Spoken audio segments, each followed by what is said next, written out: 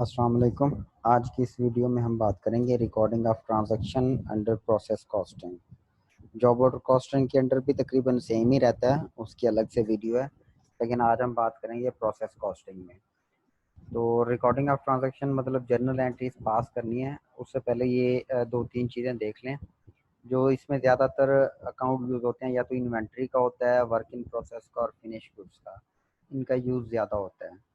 तो आपको पता होगा इन्वेंट्री हमारा एसेट अकाउंट होता है। इन्वेंट्री से लेके आते हैं, अगर हमारी मैन्युफैक्चरिंग फर्म है तो हम उसे प्रोडक्शन में यूज़ करने के लिए लेके आते हैं। वर्क इन प्रोसेस हमारी ऐसी चीज़ें जो अभी फिनिश नहीं हुई होती हैं, अभी इन प्रोसेस के अंदर होती हैं, तो वो भी हमारा एसेट अकाउंट ही होता है, एसेट्स होते हैं हमारे।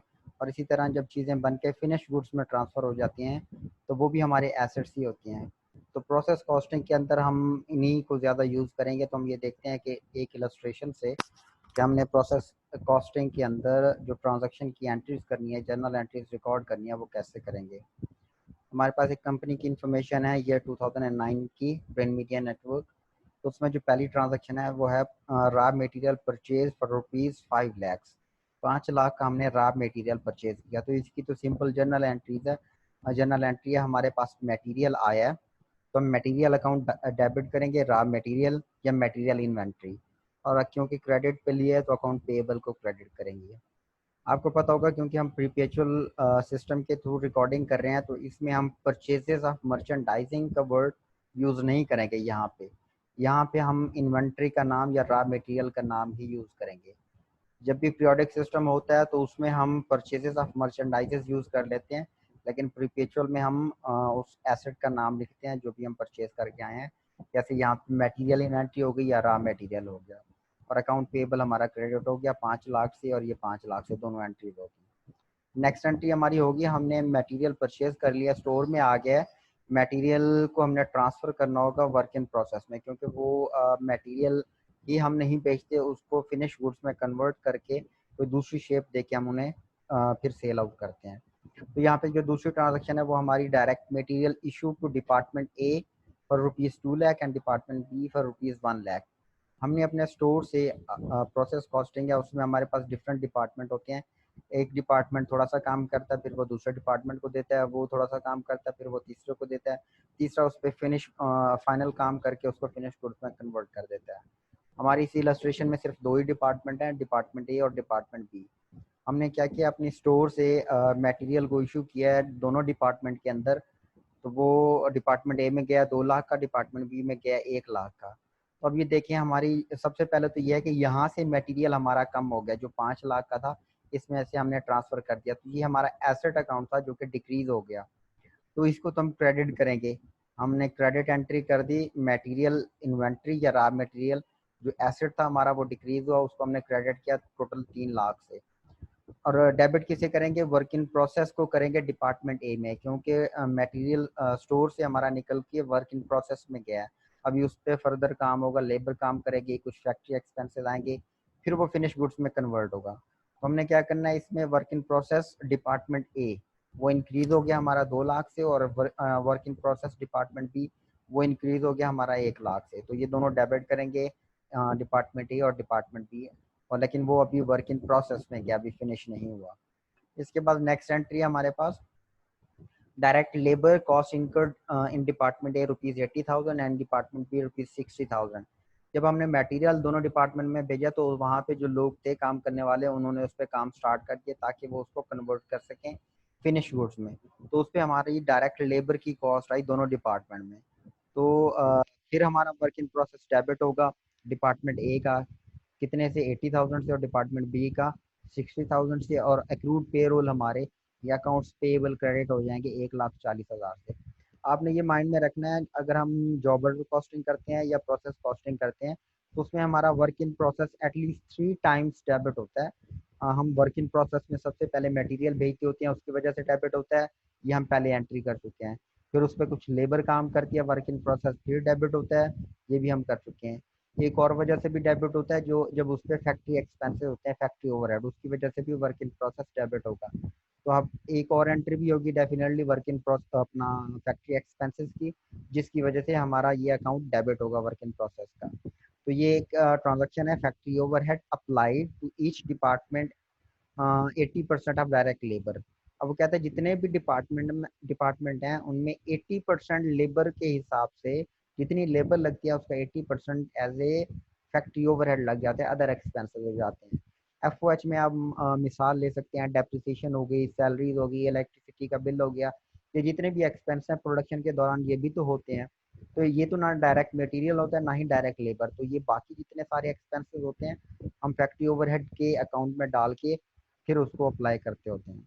तो इसमें 80% हमने डायरेक्ट लेबर का यूज़ करना है दोनों डिपार्टमेंट्स के लिए। तो work in process department A debit होगा 80% ऑफ डायरेक्ट लेबर। तो डायरेक्ट लेबर लगी थी डिपार्टमेंट ए में 80,000, उसका 80% लें तो 64,000, 64,000 हमारा work in process A debit हो जाएगा। और डिपार्टमेंट बी में जो लेबर लगी थी वो 60,000 की थी, इसका 80% लें तो 48,000 हमारा डिपार्टमेंट बी डेबिट हो जाएगा। किसकी वजह से? एफ की वजह से। और टोटल एफ कितना हो गया? 1,12,000। यहाँ पे ये देखिए एफ हमारा अप्लाइड है, और इसके साथ हम अप्लाइड ना भी लिखें तो काम चल जाएगा, क्योंकि ये अंडरस्टूड है अगर एफ क्रेडिट साइड पे है तो वो अप्लाइड होगा। अगर आपका एफ कहीं पे डेबिट साइड पे आता है, अगर आपने कोई एंट्री किया जिसमें एफ डेबिट है, तो इसका मतलब है वो आपका एक्चुअल एफ होगा। और एक्चुअल एफ के साथ अक्सर लिखा होता है एफ इंकर्ड या एफ इनकर्ड के अलावा हो सकता है कि एक्चुअल एफर्ट कॉस्ट वगैरह इस तरह के वर्ड यूज होते हैं, लेकिन यहाँ पे हमारा अप्लाइड एफ है जो कि 80% ऑफ डायरेक्ट लेबर है। तो हमने देखे 3 दफ़ा वर्क इन प्रोसेस को डेबिट किया, मटेरियल की वजह से, लेबर की वजह से और एफ की वजह से। अब इसके बाद नेक्स्ट एंट्री आएगी कि डिपार्टमेंट काम कंप्लीट करेंगे अपना अपना, उन्होंने मटेरियल भी ले लिया, लेबर भी ले लिया, एफ भी लग गया, तो डेफिनेटली कुछ चीज़ें आप कंप्लीट करेंगे। अब यहाँ पे एंट्री है unit costing ₹2,50,000 transfer to department B. अब डिपार्टमेंट ए ने अपना काम कंप्लीट कर दिया, उन्होंने जितना भी करना था उन्होंने दूसरे डिपार्टमेंट में ट्रांसफर कर दिया। कितना? 2,50,000 का। उनके पास जितना वर्क इन प्रोसेस आया था उन्होंने 2,50,000 के कंप्लीट करके ट्रांसफर कर दिया डिपार्टमेंट बी ने। और डिपार्टमेंट बी ने क्या किया? Unit costing ₹3,50,000 to finish goods. Department B ने भी अपना काम कंप्लीट करके 3,50,000 की चीज़ें फिनिश गुड्स में ट्रांसफर कर दी। तो ये तीनों हमारे एसेट अकाउंट है जो शुरू में मैंने आपको बताया था। तो अब वर्क इन प्रोसेस से चीज़ें कंप्लीट होके कहाँ पे जा रही हैं? फिनिश गुड्स में जा रही हैं। हाँ, और डिपार्टमेंट बी फिनिश गुड्स में भेज रहा है, डिपार्टमेंट ए डिपार्टमेंट बी में भेज रहा है। तो इसकी एंट्री करते हैं सबसे पहले। तो डिपार्टमेंट ए का जो वर्क इन प्रोसेस था वो तो कम हो जाएगा क्योंकि उसने ट्रांसफ़र कर दिया। और वर्क डिपार्टमेंट बी का वर्क इन प्रोसेस इंक्रीज हो जाएगा क्योंकि डिपार्टमेंट ए से भी कुछ चीज़ें वर्क अभी आई हैं डिपार्टमेंट बी में, और वो वहाँ पे काम करेंगे, वो फिनिश नहीं है। तो डिपार्टमेंट बी का वर्क इन प्रोसेस इंक्रीज हो गया 2,50,000 से, और डिपार्टमेंट ए का वर्क इन प्रोसेस डिक्रीज हो गया 2,50,000 से। तो इसको क्रेडिट कर दिया हमने। तो ये एंट्री होगी। उसके बाद एक और एंट्री देखी थी हमने कि डिपार्टमेंट बी ने फिनिश गुड्स में ट्रांसफ़र कर दिया। तो फिनिश गुड्स हमारा एसेट अकाउंट है वो इंक्रीज हो जाएगा क्योंकि डिपार्टमेंट बी से फिनिश गुड्स में आएंगे, तो उसको हम डेबिट करेंगे ₹3,50,000 से। और डिपार्टमेंट बी जो है उसका वर्क इन प्रोसेस कम हो गया, उसकी जो चीज़ें बन रही थी वो कुछ बन के फिनिश गुड्स में कन्वर्ट हो गई। वो कितनी बनी थी? 3,50,000 की, तो उसको हमने क्रेडिट कर दिया। ये डिपार्टमेंट बी ने ट्रांसफ़र कर दिया फिनिश गुड्स। अब जब फिनिश गुड्स में चीज़ें आ जाती हैं तो उससे हमारा जो नेक्स्ट काम होता है हमने चीज़ें सेल आउट करनी होती हैं, हमने बना के रखनी नहीं होती अपने पास, फिर उनको बेचना भी होता है। नेक्स्ट एंट्री यही होगी। अब ये देखिए finish good costing ₹3 lakhs were sold on account at 40% above the cost.